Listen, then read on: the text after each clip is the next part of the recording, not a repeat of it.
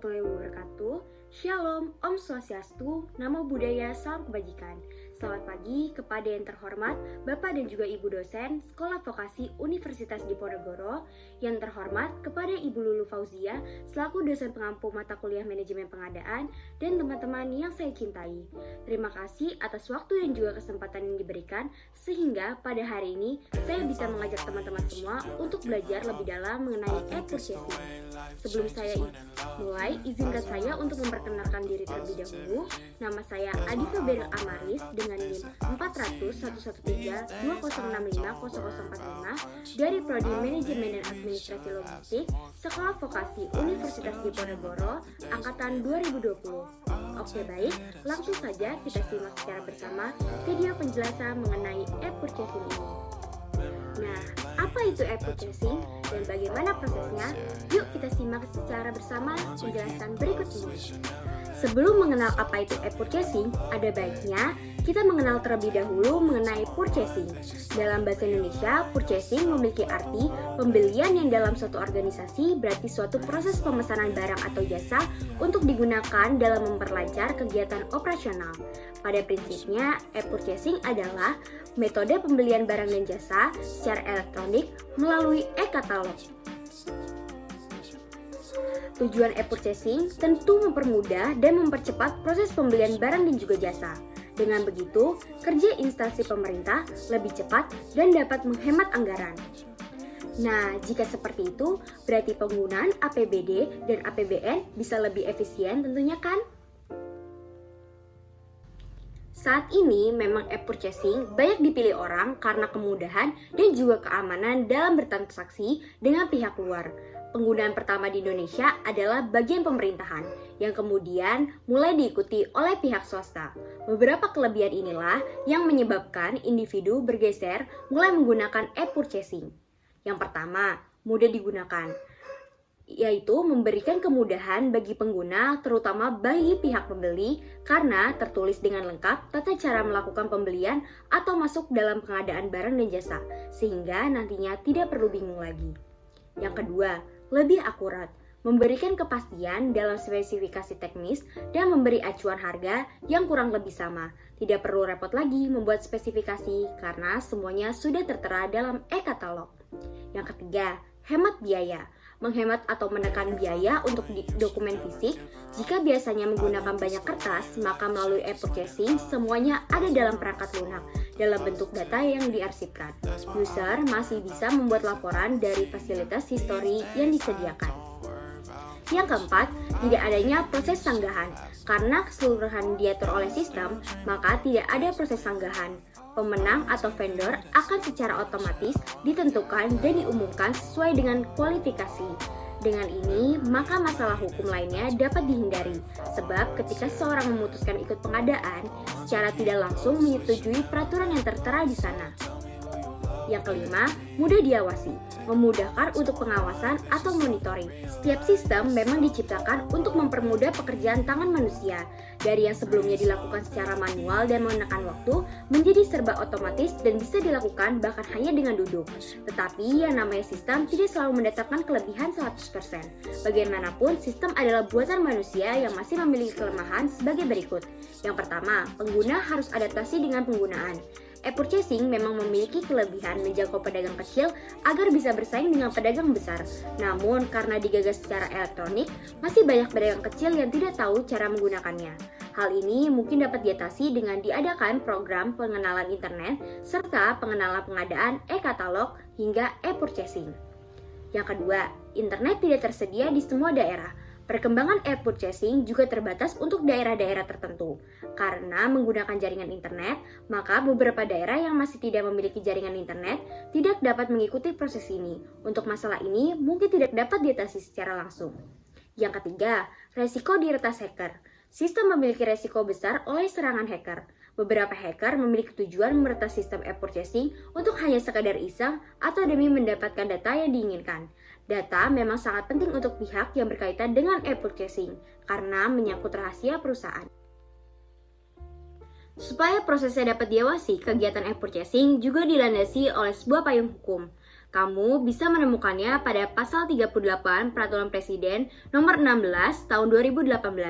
Pada pasal tersebut dijelaskan bahwa pengadaan barang dan jasa bisa dilakukan dengan beberapa cara berikut. Yang pertama, e-purchasing, yang kedua pengadaan langsung, yang ketiga penunjukan langsung, yang keempat tender cepat, dan yang terakhir ada tender. Beberapa jenis barang yang bisa didapat melalui e-purchasing diantaranya adalah yang pertama, berbagai barang kebutuhan yang berkaitan dengan program kerja, selanjutnya ada alat kebutuhan kantor, selanjutnya pekerjaan konstruksi, selanjutnya ada jasa konsultasi, selanjutnya ada jasa lainnya, dan yang terakhir ada e-katalog. Nah, proses e-purchasing sendiri yang pertama ada seleksi barang dan jasa. Sebelum mengadakan barang dan jasa, PPK akan menyeleksi barang dan jasa melalui e-katalog. Yang kedua, persiapan dokumen. Persiapan pengadaan barang dan jasa akan dilakukan oleh pejabat pembuat komitmen atau PPK. Berikut ini adalah beberapa hal yang harus disiapkan PPK. Yang pertama, penyusunan spesifikasi teknis. Yang kedua, perkiraan harga barang dan jasa. Yang ketiga, penyusunan rancangan surat pesanan. Yang terakhir ada pelaksanaan. Pelaksanaan dibagi berdasarkan pihak yang melaksanakan e-purchasing. Yang pertama ada pejabat pengadaan atau PP, dan yang terakhir ada pejabat pembuat komitmen. Agar teman-teman di rumah bisa lebih paham mengenai proses e-purchasing ini, mari kita simak secara bersama video berikut ini mengenai sistem penerapan e-purchasing di salah satu perusahaan berikut. Selamat pagi, perkenalkan saya dari PT Arta Kencana yang bergerak di bidang usaha perdagangan meter gas, beralamat di Jalan Haji Keli nomor B11 RT 001 RW 006 Srengseng Kembangan, Jakarta Barat. Dalam hal ini saya akan memperkenalkan cara penginputan pembelian di tempat kami, di perusahaan kami menggunakan aplikasi Zahir. Artinya kami pada saat pembelian barang itu sudah menggunakan e-purchasing. Pertama-tama kita cari aplikasi Zahir di fitur desktop kita yang di dalam komputer. Kita buka, klik Zahir, kemudian kita klik yes, kita tunggu.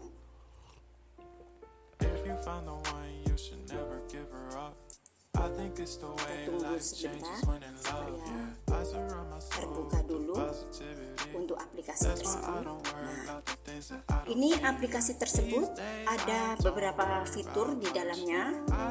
Kita pilih PT Arta Kencana. Kita klik Arta Kencana.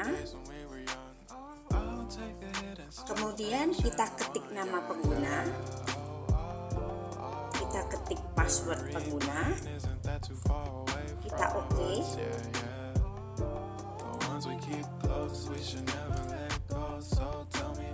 Oke. Di sini ada tampilan berbagai macam fitur-fitur yang diperlukan untuk sistem keuangan kami atau sistem pembukuan kami. Kita langsung aja ke pembelian. Sebelum ke pembelian, kita input data supplier di mana kita mendapatkan faktur pembelian tersebut. Kita klik data nama alamat, kita klik tambah. Nah, di situ nama customernya diganti dulu. Customer diganti menjadi vendor. Ya. Kemudian kita input PT Contoh Energi Utama.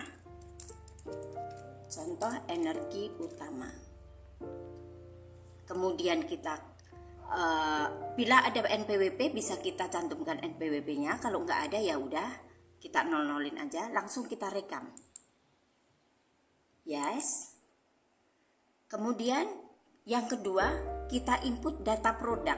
Data produk itu apa yang akan kita beli. Produk apa yang kita beli.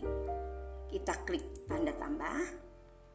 Berhubung tadi sudah kami rekam untuk data produk, jadi saya nggak perlu rekam lagi. Tapi di sini adalah yang harus kita isi kode barang, deskripsi atau nama barang tersebut, jumlah dalam stok, kelompok barang, harga satuan, harga jual, dan fitur-fitur yang lain harus diisi. Kemudian kita keluar dari sini, kita batalkan dulu. langsung kita di pembelian. Kita klik pembelian. Di dalam pembelian tersebut kita langsung pilih ke invoice pembelian. Kita klik tanda tambah. Kita tunggu.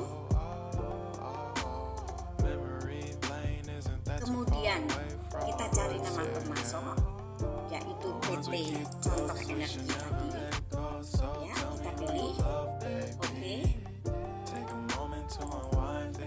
Kemudian untuk nomor faktur atau nomor invoice bisa kita cantumkan. Contohnya ini saja, kita pakai nomor yang ada di dalam sistem 000158. Tanggal fakturnya kita sesuaikan tanggal hari ini 16 Desember. Kemudian nomor barang kita klik. Kita cari barang yang akan kita input adalah barang meter gas. Meter gas. Nah, 005 coba itu. Kita klik. Kemudian kita input satuannya. Contohnya kita beli satu barang. Kemudian kita klik escape sampai ke PPN. Kalau misalnya ada PPN, kita klik PPN-nya. Nah, kita klik data PPN, kita oke. Langsung kita escape. Akan muncul di sini total pajak dan total setelah pajak. Itulah pembelian yang kita input di dalam sistem. Kita kita rekam.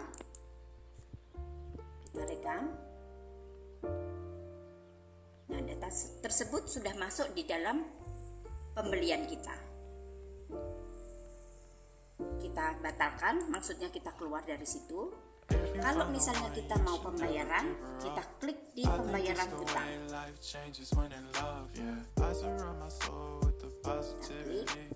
Contohnya kita bayar pakai rekening mandiri.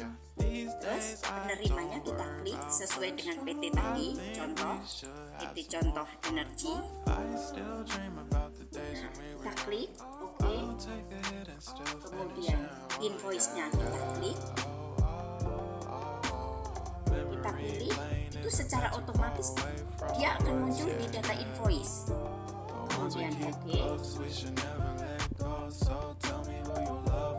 Kemudian klik. Nomor ceknya atau nomor referensi banknya bisa kita sesuaikan dengan bank kita, rekening koran kita. Kalau tidak, juga bisa menggunakan nomor yang ada di dalam aplikasi tersebut. Setelah itu kita rekam. Yes.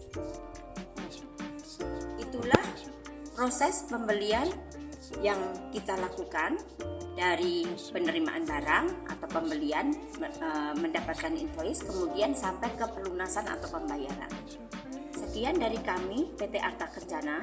Semoga sukses untuk semuanya. Terima kasih. Itu dia materi e-purchasing yang bisa saya sampaikan pada kesempatan kali ini. Semoga materi ini dapat bermanfaat bagi semuanya. Apabila dalam pembuatan video ini masih terdapat kesalahan maupun kekurangan, mohon dimaafkan. Saya pamit undur diri. Wassalamualaikum warahmatullahi wabarakatuh. Stay safe and stay healthy ya semuanya. Bye.